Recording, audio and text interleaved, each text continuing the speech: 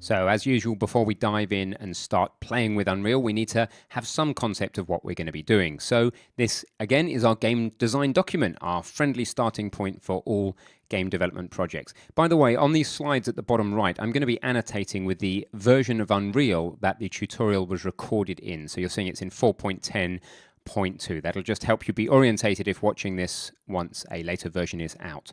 It always gives you the option to go back. Anyway, this is about game design, so let's just take a look firstly at the concept. What are we building here? The core concept is really simple. Escape the room. You're awakened in a locked room, unable to escape. Use environmental clues such as light and sound to determine what to do next. So we're going to design some nice, simple ways of trying to guide the player as to what they may need to be doing next. It's going to be a very small scope game because there's a lot of new stuff when we get into Unreal. We're going to do things like trigger pressure plates and solve at least the bull-cow puzzle to progress towards the exit. So that's the idea. Rules. Well, there's no lose condition apart from the feeling that you're going to die in this room if you don't get out eventually. Anything that you can do, you're allowed to do. So there's no kind of restrictions on what you're allowed to do. If you can do it, do it.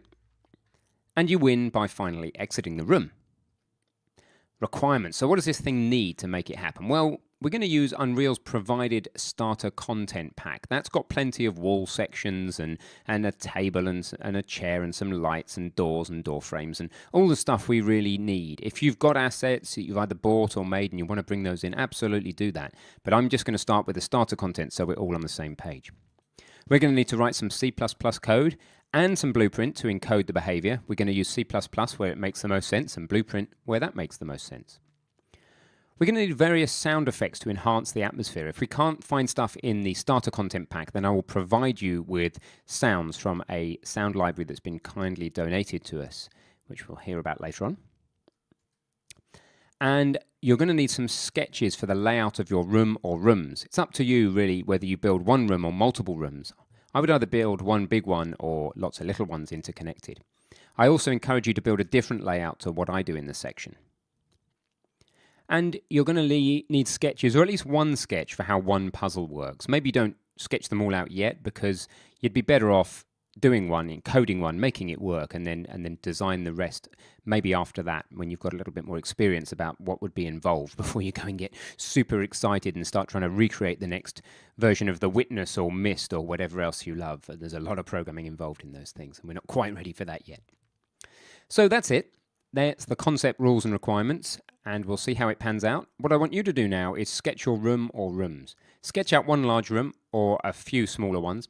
Annotate where the puzzles will be, or at least your first guess. You can change any of this later. You can change your mind later.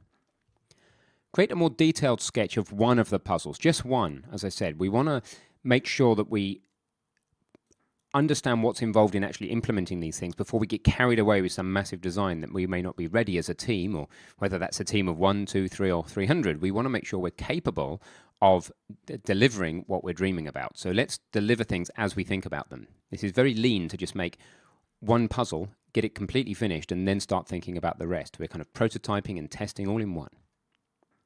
And I want you to just share your sketches in the discussions with the other students. By the way, Evernote can be a great tool for storing these things. Once you've taken your sketches, then certainly on iOS and Android, you can take a photo of your sketches using Evernote on the smartphone, and then you can store it in Evernote and actually get a link to the hosted version of the Evernote. That's one way of storing these things. The good thing about Evernote is it will recognize your handwriting if it's reasonably neat and really help you find things later. So just a thought, you could use Evernote or you could use anything else. So that's it really. I want you to pause the video, in fact stop the video, go ahead and do your design now, and I'm going to pull out my sketches and designs as we go through the section as needed, so it'll be a surprise for you. And in the next video we'll start setting up our project and looking at Unreal's files and the file structure and version control and lots of fun stuff like that. So I will see you soon. See you. Video end.